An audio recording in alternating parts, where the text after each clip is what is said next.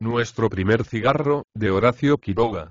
Nuestro primer cigarro. Horacio Quiroga. Cuento ninguna época de mayor alegría que la que nos proporcionó a María y a mí, nuestra tía, con su muerte. Inés volvía de Buenos Aires, donde había pasado 3 meses. Esa noche, cuando nos acostábamos, oímos que Inés decía a mamá: «Qué extraño. Y tengo las cejas hinchadas». Mamá examinó seguramente las cejas de tía, pues después de un rato contestó: «¿Es cierto y no sientes nada?» «No hay sueño». Al día siguiente, hacia las 2 de la tarde, notamos de pronto fuerte agitación en casa, puertas que se abrían y no se cerraban, diálogos cortados de exclamaciones, y semblantes asustados. Inés tenía viruela, y de cierta especie hemorrágica que vivía en Buenos Aires.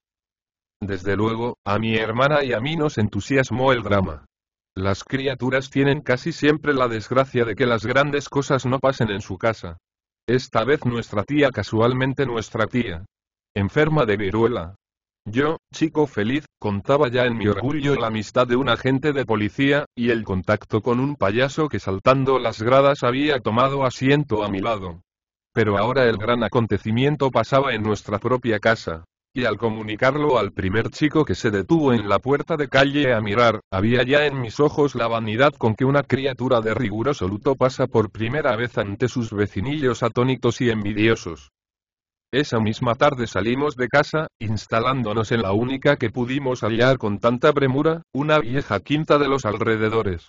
Una hermana de mamá, que había tenido viruela en su niñez, quedó al lado de Inés. Seguramente en los primeros días mamá pasó crueles angustias por sus hijos que habían besado a la virulenta. Pero en cambio nosotros, convertidos en furiosos Robinsones, no teníamos tiempo para acordarnos de nuestra tía. Hacía mucho tiempo que la quinta dormía en su sombrío y húmedo sosiego.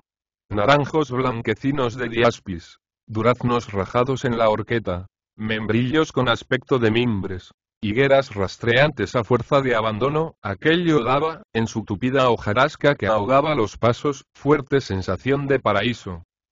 Nosotros no éramos precisamente Adán y Eva, pero sí heroicos Robinsones, arrastrados a nuestro destino por una gran desgracia de familia, la muerte de nuestra tía, acaecida 4 días después de comenzar nuestra exploración. Pasábamos el día entero huroneando por la quinta, bien que las higueras, demasiado túpidas al pie, nos inquietaran un poco. El pozo también suscitaba nuestras preocupaciones geográficas. Era este un viejo pozo inconcluso, cuyos trabajos se habían detenido a los 14 metros sobre el fondo de piedra, y que desaparecía ahora entre los culantrillos y doradillas de sus paredes. Era, sin embargo, menester explorarlo, y por vía de avanzada logramos con infinitos esfuerzos llevar hasta su borde una gran piedra. Como el pozo quedaba oculto tras un macizo de cañas, nos fue permitida esta maniobra sin que mamá se enterase. No obstante, María, cuya inspiración poética primó siempre en nuestras empresas, obtuvo que aplazáramos el fenómeno hasta que una gran lluvia, llenando el pozo, nos proporcionara satisfacción artística, a la par que científica.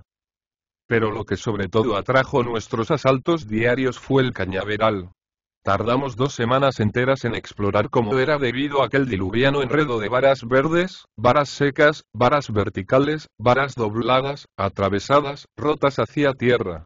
Las hojas secas, detenidas en su caída, entretejían el macizo, que llenaba el aire de polvo y briznas al menor contacto. Aclaramos el secreto, sin embargo. Y sentados con mi hermana en la sombría guarida de algún rincón, bien juntos y mudos en la semioscuridad, gozamos horas enteras el orgullo de no sentir miedo. Fue allí donde una tarde, avergonzados de nuestra poca iniciativa, inventamos fumar. Mamá era viuda. Con nosotros vivían habitualmente 2 hermanas suyas, y en aquellos momentos un hermano, precisamente el que había venido con Inés de Buenos Aires. Nuestro tío de 20 años, muy elegante y presumido, habíase atribuido sobre nosotros 2 cierta potestad que mamá, con el disgusto actual y su falta de carácter, fomentaba. María y yo, por de pronto, profesábamos cordialísima antipatía al padrastrillo. Te aseguro, decía él a mamá, señalándonos con el mentón, que desearía vivir siempre contigo para vigilar a tus hijos. Te van a dar mucho trabajo. Déjalos. Respondía mamá cansada. Nosotros no decíamos nada, pero nos mirábamos por encima del plato de sopa. A este severo personaje, pues, habíamos robado un paquete de cigarrillos. Y aunque nos tentaba iniciarnos súbitamente en la viril virtud, esperamos el artefacto. Este consistía en una pipa que yo había fabricado con un trozo de caña, por depósito, una varilla de cortina, por boquilla, y por cemento, masilla de un vidrio recién colocado. La pipa era perfecta, grande, liviana y de varios colores. En nuestra madriguera del cañaveral cargamos la María y yo con religiosa y firme unción. 5 cigarrillos dejaron su tabaco adentro. Y sentándonos entonces con las rodillas altas, encendí la pipa y aspiré.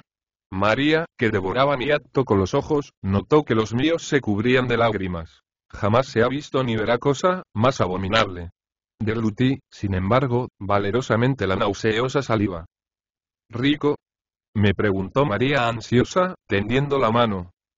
Rico, le contesté pasándole la horrible máquina. María chupó, y con más fuerza aún.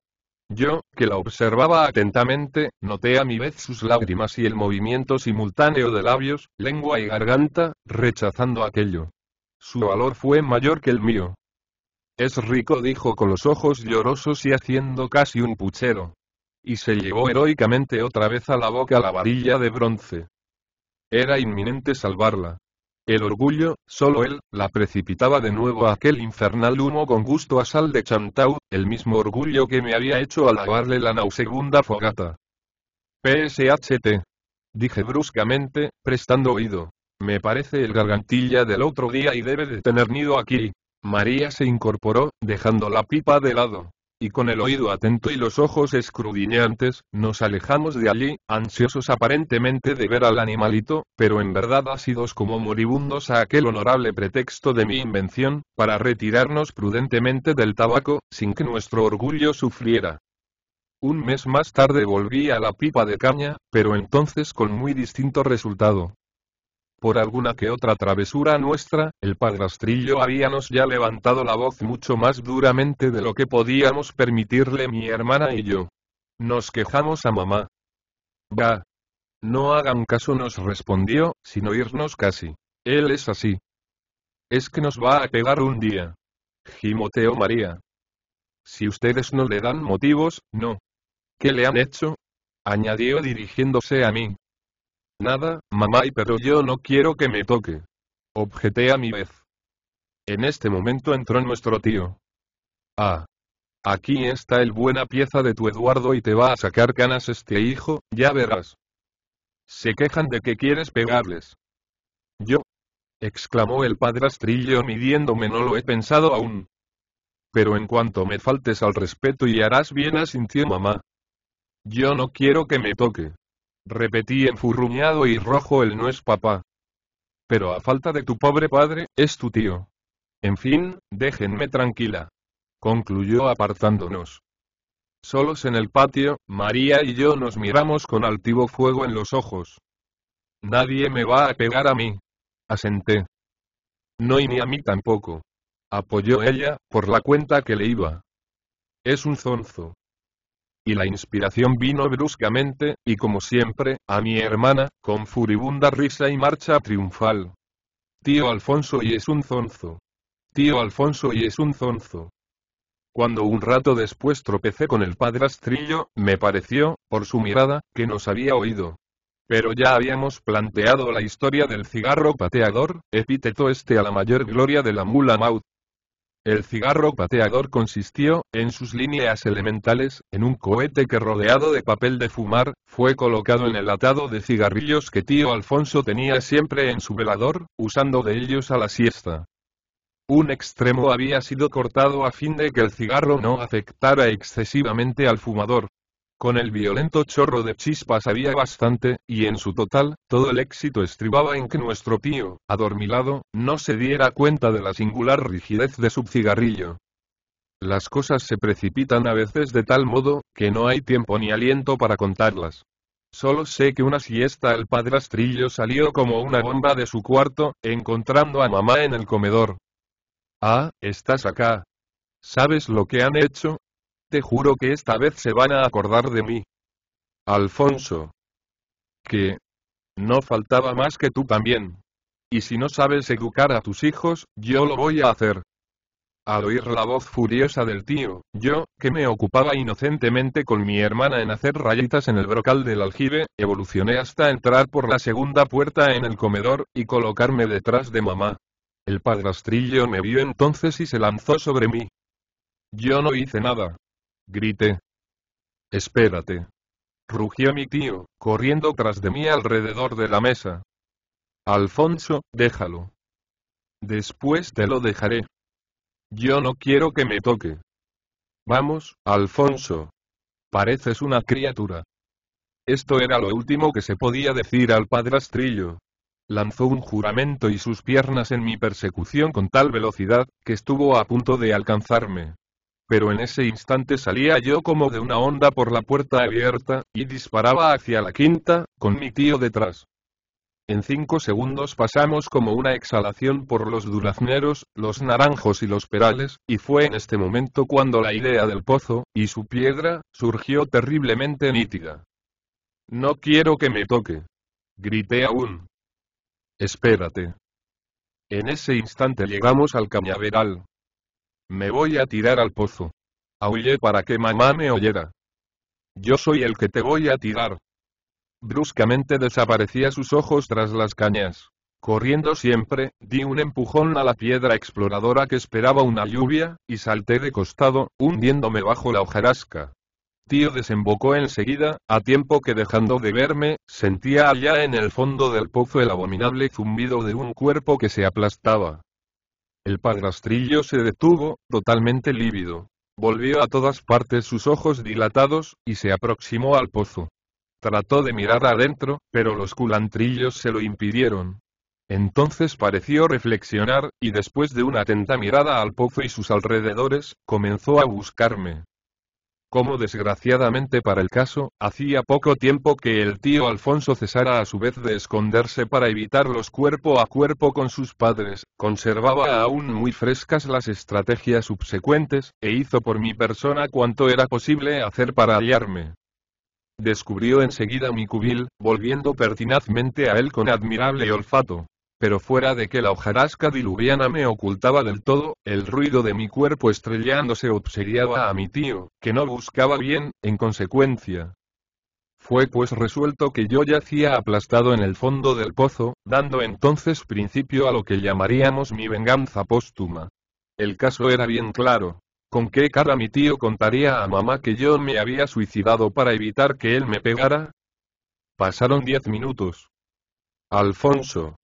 Sonó de pronto la voz de mamá en el patio. Mercedes. Respondió aquel tras una brusca sacudida. Seguramente mamá presintió algo, porque su voz sonó de nuevo, alterada. ¿Y Eduardo? ¿Dónde está? Agregó avanzando. Aquí, conmigo. Contestó riendo. Ya hemos hecho las paces. Como de lejos mamá no podía ver su palidez ni la ridícula mueca que él pretendía ser beatífica sonrisa, todo fue bien. ¿No le pegaste, no? Insistió aún mamá. No. Si fue una broma. Mamá entró de nuevo. Broma. Broma comenzaba a ser la mía para el padrastrillo. Celia, mi tía mayor, que había concluido de dormir la siesta, cruzó el patio y Alfonso la llamó en silencio con la mano. Momentos después Celia lanzaba un "oh", ahogado, llevándose las manos a la cabeza. Pero, ¿cómo? ¡Qué horror! Pobre, pobre Mercedes. ¡Qué golpe! Era menester resolver algo antes que Mercedes se enterara. Sacarme, con vida aún. Y el pozo tenía 14 metros sobre piedra viva. Tal vez, quién sabe, pero para ello sería preciso traer sogas, hombres. Y Mercedes y... Pobre, pobre madre. Repetía mi tía. Justo es decir que para mí, el pequeño héroe, mártir de su dignidad corporal, no hubo una sola lágrima. Mamá acaparaba todos los entusiasmos de aquel dolor, sacrificándole ellos la remota probabilidad de vida que yo pudiera aún conservar allá abajo. Lo cual, hiriendo mi doble vanidad de muerto y de vivo, avivó mi sed de venganza.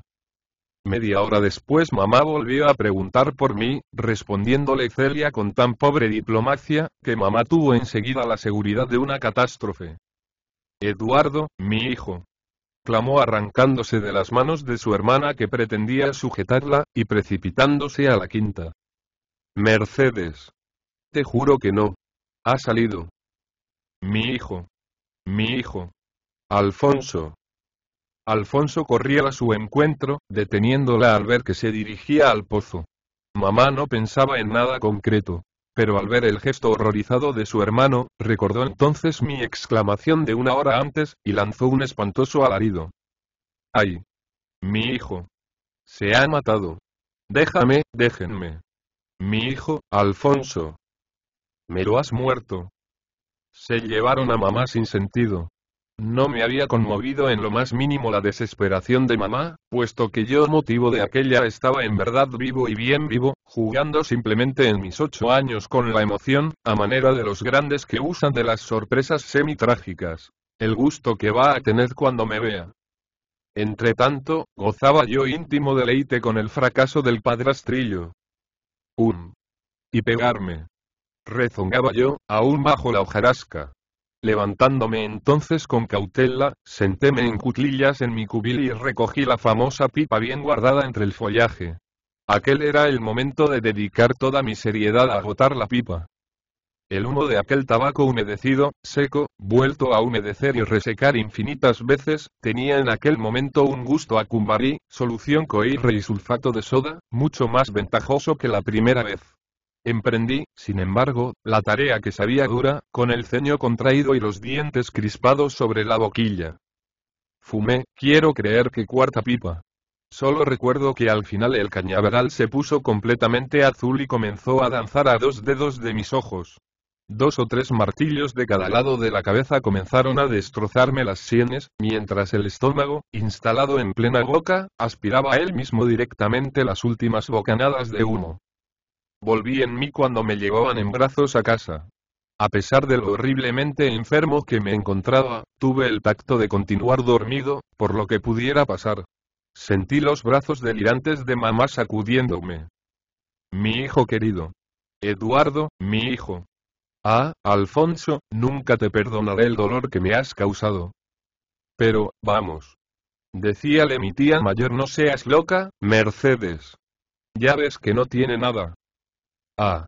Repuso mamá llevándose las manos al corazón en un inmenso suspiro. Sí, ya pasó. Y pero dime, Alfonso, ¿cómo pudo no haberse hecho nada? Ese pozo, Dios mío. Y el padrastrillo, quebrantado a su vez, habló vagamente de desmoronamiento, tierra blanda, prefiriendo para un momento de mayor calma la solución verdadera, mientras la pobre mamá no se percataba de la horrible infección de tabaco que exhalaba su suicida. Abrí al fin los ojos, me sonreí y volví a dormirme, esta vez honrada y profundamente. Tarde ya, el tío Alfonso me despertó. ¿Qué merecerías que te hiciera? Me dijo con sibilante rencor. Lo que es mañana, le cuento todo a tu madre, y ya verás lo que son gracias. Yo veía aún bastante mal, las cosas bailaban un poco, y el estómago continuaba todavía adherido a la garganta. Sin embargo, le respondí. Si le cuentas algo a mamá, lo que es esta vez te juro que me tiro. Los ojos de un joven suicida que fumó heroicamente su pipa, ¿expresan acaso desesperado valor? Es posible. De todos modos, el padrastrillo, después de mirarme fijamente, se encogió de hombros, levantando hasta mi cuello la sábana un poco caída. Me parece que mejoraría en ser amigo de este microbio, murmuró. Creo lo mismo, le respondí. Y me dormí. Simba es un proyecto gratuito de promoción de la lectura. Ayúdanos a que nuestros libros lleguen a más gente compartiendo lecturas en las redes sociales. Si puedes y quieres, también puedes hacer una donación para mantener el proyecto y posibilitar que nuestra biblioteca siga creciendo.